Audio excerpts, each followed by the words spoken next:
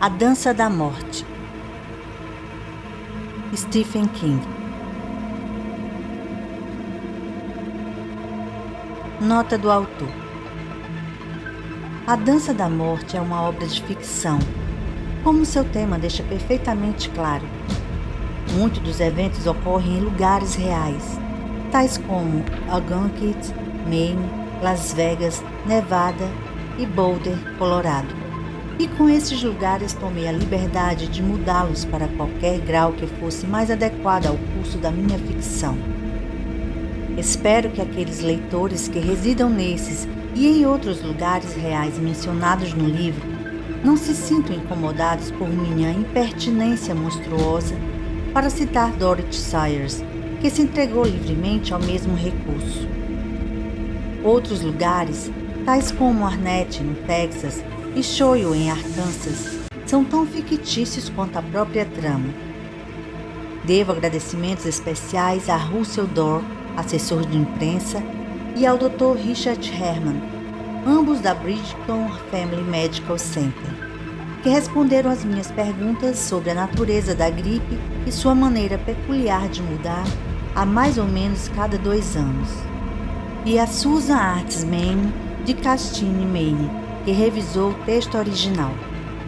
Meus agradecimentos, acima de tudo, a Bill Thompson e Beth Presker, que fizeram este livro acontecer da melhor maneira. Stephen King.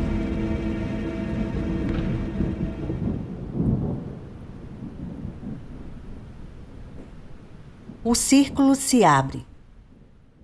Precisamos de ajuda, acredita o poeta. Edward Dorr. Sally. Um resmungo. Acorde logo, Sally. Um resmungo mais alto. Me deixe em paz.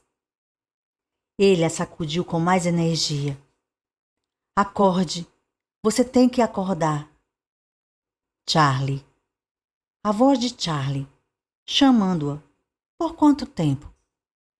Sally emergiu do sono. Primeiro olhou para o relógio sobre a mesinha de cabeceira e viu que eram 2h15 da madrugada. Charlie não deveria estar aqui. Deveria estar no plantão. Depois deu sua primeira boa olhada nele, e algo saltou dentro dela. Alguma intuição nefasta. Seu marido estava mortalmente pálido. Tinha os olhos assustados e saltando das órbitas. Numa das mãos estavam as chaves do carro, enquanto a outra continuava a sacudi-la, embora ela já estivesse de olhos abertos. Era como se ele não conseguisse registrar o fato de que ela estava desperta. Charlie, o que foi? O que houve de errado? Ele parecia não saber o que dizer. Seu pomo de Adão movia-se inutilmente, mas não havia nenhum som no pequeno bangalô militar além do tic-tac e ar do relógio. É um incêndio? Perguntou ela estupidamente. Foi a única coisa que lhe ocorreu que seria capaz de deixá-lo naquele estado. Sabia que os pais dele haviam morrido no incêndio doméstico. De certo modo, disse ele.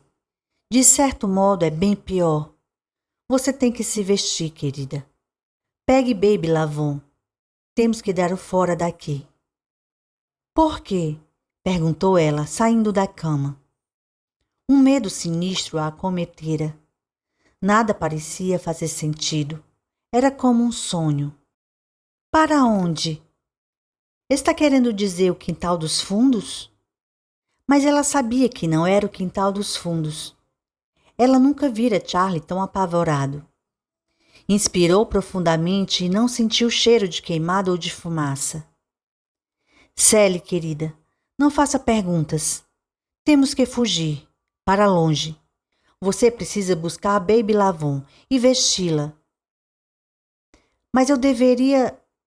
Temos tempo para fazer as malas? Isso pareceu detê-lo, desnorteá-lo de alguma maneira.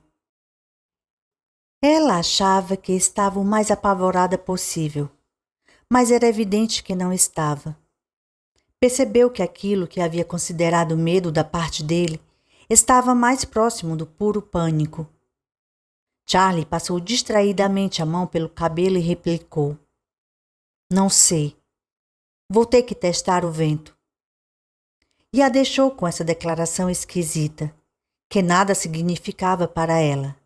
A deixou ali parada com frio, com medo, desorientada, descalça e de camisola. Era como se ele tivesse enlouquecido. O que testar o vento tinha a ver com se havia tempo ou não para fazer as malas. E para longe onde? Reno? Las Vegas? Salt Lake City? E... Ela pôs a mão contra a garganta enquanto outra ideia lhe ocorria. Desertar. Partir no meio da noite significava que Charlie estava planejando desertar. Foi até o pequeno cômodo que servia de quarto para Baby Lavon e ficou parada ali um momento, indecisa, olhando para a criança adormecida em seu cobertor cor-de-rosa. Ela nutria a débil esperança de que isso talvez não fosse nada além de um sonho extraordinariamente vívido. O sonho passaria.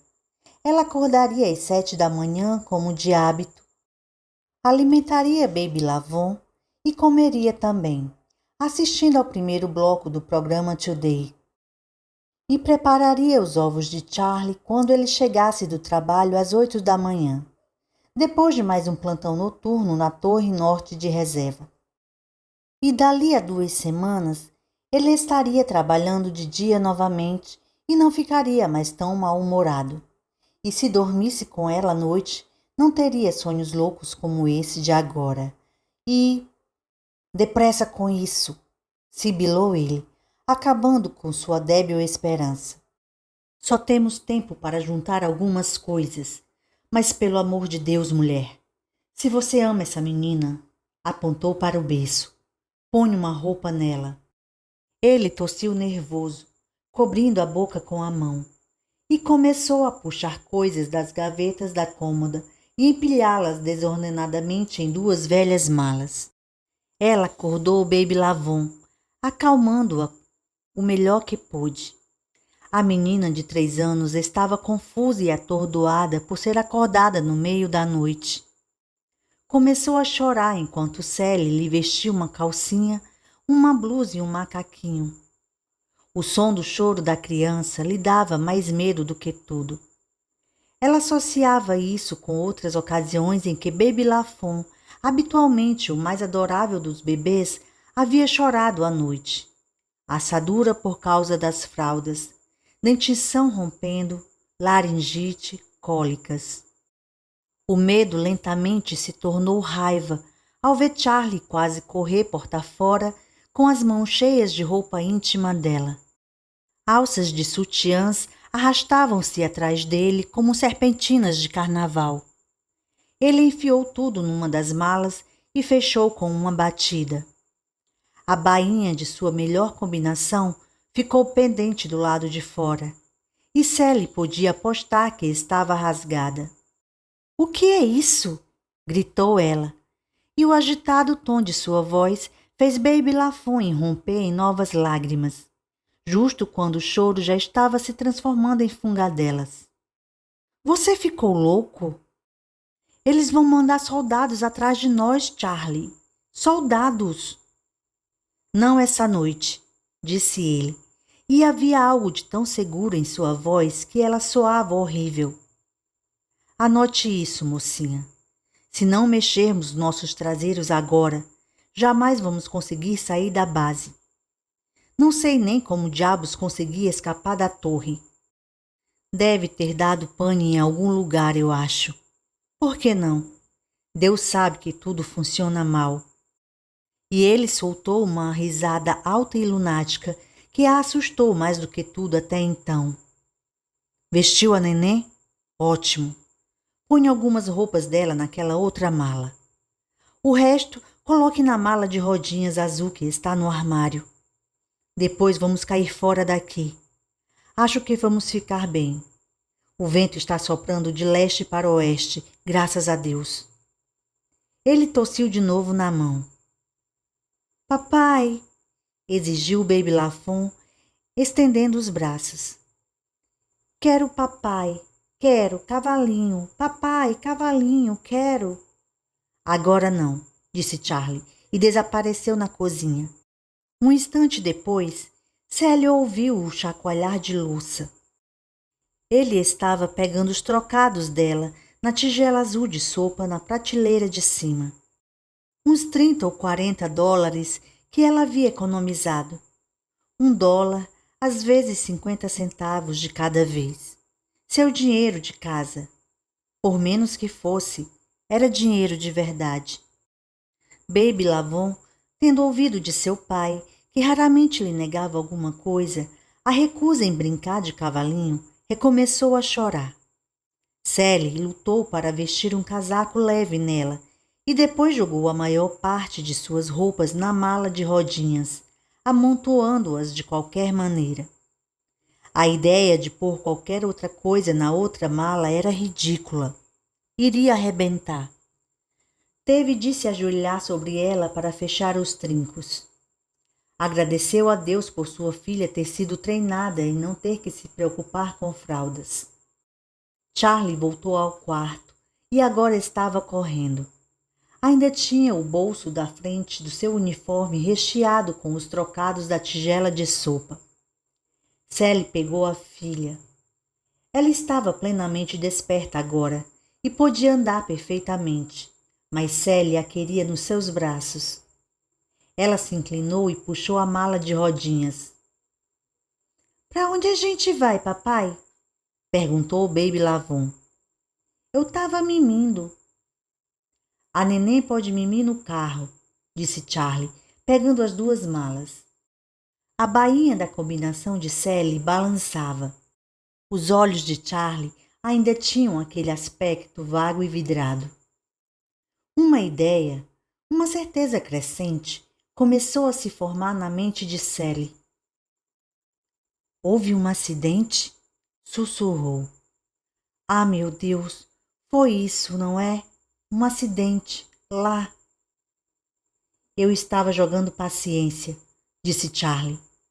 Olhei para cima e vi que o relógio tinha mudado de verde para vermelho.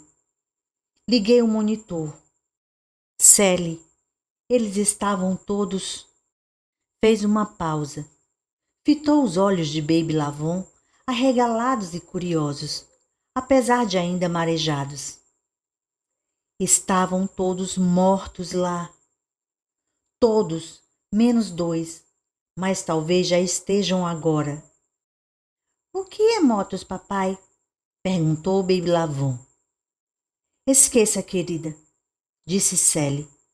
Sua voz parecia vir da parte mais baixa de um cânion muito profundo. Charlie engoliu em seco. Alguma coisa estalou em sua garganta. Tudo está programado para se fechar automaticamente se o relógio ficar vermelho. Lá tem um computador Chubb que comanda todo o complexo e supostamente é a prova de falha. Vi o que estava no monitor e pulei porta fora. Pensei que a maldita porta fosse me cortar ao meio. Ela deveria se fechar no segundo em que o relógio ficasse vermelho, e eu não sabia há quanto tempo estava vermelho, até que olhei para cima e notei. Mas eu já estava quase no estacionamento quando ouvi a porta bater atrás de mim. Ainda assim, se tivesse me atrasado apenas 30 segundos, estaria trancado na sala daquela torre de controle nesse exato momento, como um inseto preso numa garrafa. O que foi? O que? Não sei. Não quero saber. Tudo o que sei é que aquilo os matou rapidamente. Se eles me quiserem, vão ter que me pegar. Eu estava sob um contrato de risco, mas eles têm que me pagar muito mais para me segurar aqui. O vento está soprando para o oeste. Estamos seguindo para o leste. Vamos agora. Sentindo-se ainda semi-adormecida, capturada em algum sonho pavoroso e sufocante, ela o seguiu até a garagem onde o seu Chevrolet de 15 anos estava estacionado. enferrujando tranquilamente na perfumada escuridão desértica da noite californiana. Charlie jogou as bagagens no porta-malas e a mala de rodinhas no assento traseiro. Sally ficou parada por um momento junto à porta do carona com a filha nos braços, olhando para o bangalô em que havia passado os últimos 4 anos. Quando se mudaram para lá, pensou, Baby Lavon ainda estava crescendo dentro do seu corpo, suas brincadeiras de cavalinho ainda por vir. Vamos, disse Charlie. Entre, mulher. Ela entrou. Charlie deu ré e os faróis do Chevrolet iluminaram por um instante as paredes da casa. Seus reflexos nas janelas pareciam os olhos de algum animal acuado. Charlie arqueava-se tenso ao volante, seu rosto desenhado no brilho opaco dos instrumentos no painel. Se os portões da base estiverem fechados, vou jogar o carro contra eles. E ele falava sério. Sally sabia. De repente, sentiu os joelhos bambearem. Mas não houve necessidade de medidas tão desesperadas. Os portões permaneciam abertos. Um guarda cochilava sobre uma revista. Sally não conseguiu ver o outro. Talvez tivesse ido ao banheiro. Essa era a parte externa da base. Um depósito para veículos militares convencionais. O que se passava no núcleo da base não era da conta daqueles sujeitos. Olhei para cima e vi que o relógio tinha ficado vermelho. Ela se arrepiou e pôs a mão na perna de Charlie. Baby Lavon estava dormindo de novo. Charlie deu uma batidinha de leve na mão de Sally e disse: Vai dar tudo certo, querida. Ao amanhecer, estavam atravessando o estado de Nevada rumo ao leste, e Charlie não parava de tossir.